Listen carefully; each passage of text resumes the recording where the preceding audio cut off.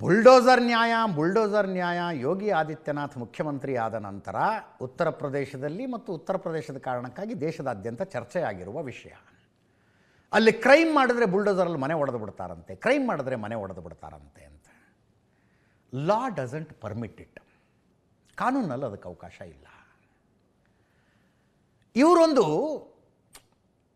ದಾರಿ ಏನು ಕಂಡುಕೊಂಡ್ರು ಅಂದರೆ, ಒಂದು ಕ್ರೈಮ್ ಆಗಿದೆಯಪ್ಪ, ಕ್ರಿಮಿನಲ್ನ ಮನೆಯ ಡಾಕ್ಯುಮೆಂಟ್ಗಳನ್ನು ಚೆಕ್ ಮಾಡಿದ್ರು. ಮನೆ ಡಾಕ್ಯುಮೆಂಟ್ ಎಲ್ಲ ಪರ್ಫೆಕ್ಟ್ ಇದ್ದರೆ ಬುಲ್ಡೋಸರ್ ಬರಲ್ಲ. ಡಾಕ್ಯುಮೆಂಟ್ ಪರ್ಫೆಕ್ಟ್ ಇರಬೇಕು.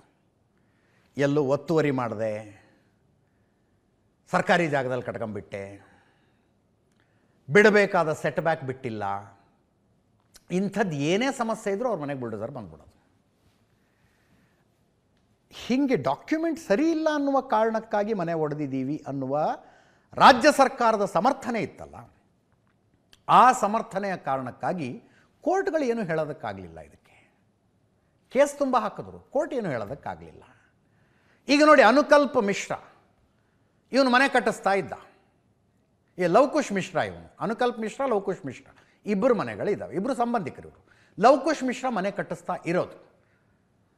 ಮಾಮಾಳಿ ಅಂತವರಿಬ್ಬರು ಅಯೋಧ್ಯೆ ಔಟ್ಸ್ಕರ್ಟ್ಸ್ನಲ್ಲಿ 1,000 ಸ್ಕ್ವೇರ್ ಫೀಟ್ನಲ್ಲಿ ಇವನು ಮನೆ ಕಟ್ಟಿಸ್ತಾ ಇದ್ದ. ಇದೇ ಮನೆ 65 ಲಕ್ಷದ ಬಜೆಟ್ ಅಂತ.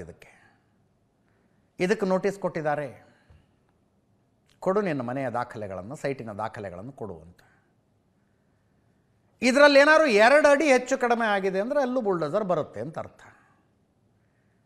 ಲೀಗಲಿ ಕರೆಕ್ಟ್ ಇದ್ರೆ ಬರೋದಿಲ್ಲ. ಅನುಕಲ್ಪ ಮಿಶ್ರಾ ಆತನಿಗೆ ನೋಟಿಸ್ ಕೊಟ್ಟಿಲ್ಲ, ಬಟ್ ಚೆಕ್ ಮಾಡ್ತಿದ್ದಾರಂತೆ. ಅವನು ಸ್ವಂತ ಮನೆ ಆಗಿರಲಿಕ್ಕಿಲ್ಲ ಅಂತ ಕೆಲವರು ಹೇಳ್ತಾರೆ. ಅನುಕಲ್ಪ ಮಿಶ್ರಾ ಅದೇನೋ ಫಾರ್ಮ್ ಹೌಸ್ ಎಲ್ಲ ಮಾಡಿದ್ದ, ಮನೆ ಸ್ವಂತದ್ದಾಗಿರಲಿಕ್ಕಿಲ್ಲ ಅಂತ. ಬಟ್ ಲವಕುಶ್ ಮಿಶ್ರಾಗೆ ಕೊಟ್ಟಿರುವ ನೋಟಿಸಿನ ಕಾಪಿನೇ ಇದೆ. ಅವನು ಅನುಕಲ್ಪ ಮಿಶ್ರಾ ಬೇರೆ ಬೇರೆ ಕಡೆ ಆಸ್ತಿ ತಗೊಂಡಿದ್ದಾನಂತೆ.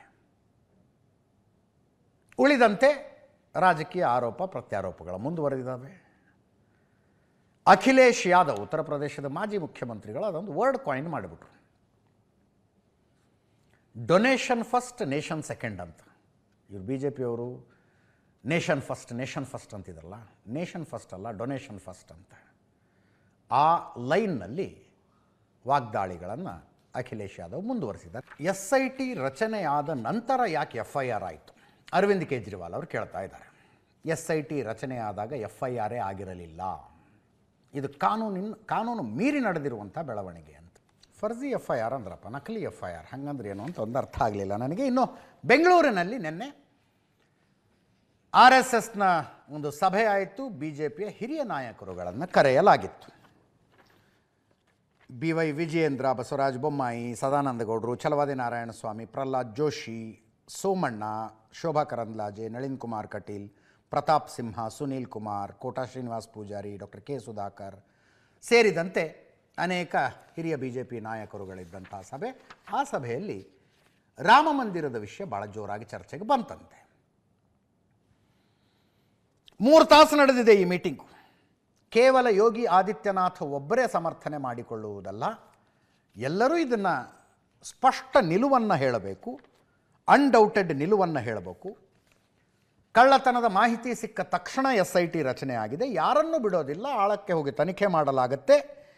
ಕೇವಲ ಯೋಗಿ ಆದಿತ್ಯನಾಥ್ ಅವರು ಒಬ್ಬರೇ ಮಾತಾಡೋದಲ್ಲ, ಎಲ್ಲರೂ ಒಂದಾಗಿ ಒಂದೇ ರೀತಿಯ ಹೇಳಿಕೆಗಳನ್ನು ಕೊಡಬೇಕು. ದೇಣಿಗೆ ನೀಡಿದ್ದಕ್ಕೂ ಹುಂಡಿ ಕಳ್ಳತನಕ್ಕೂ ವ್ಯತ್ಯಾಸ ಇದೆ.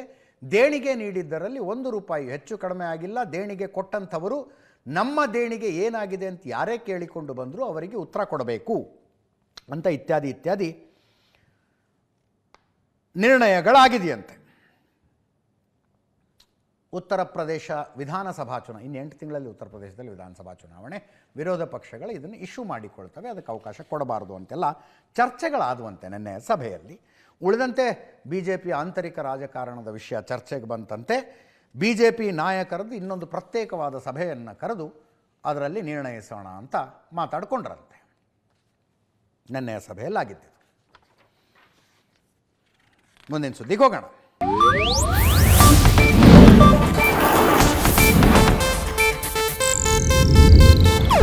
ಇದು ಏಷ್ಯಾನೆಟ್ ನ್ಯೂಸ್ ನೆಟ್ವರ್ಕ್ ಪ್ರಸ್ತುತಿ.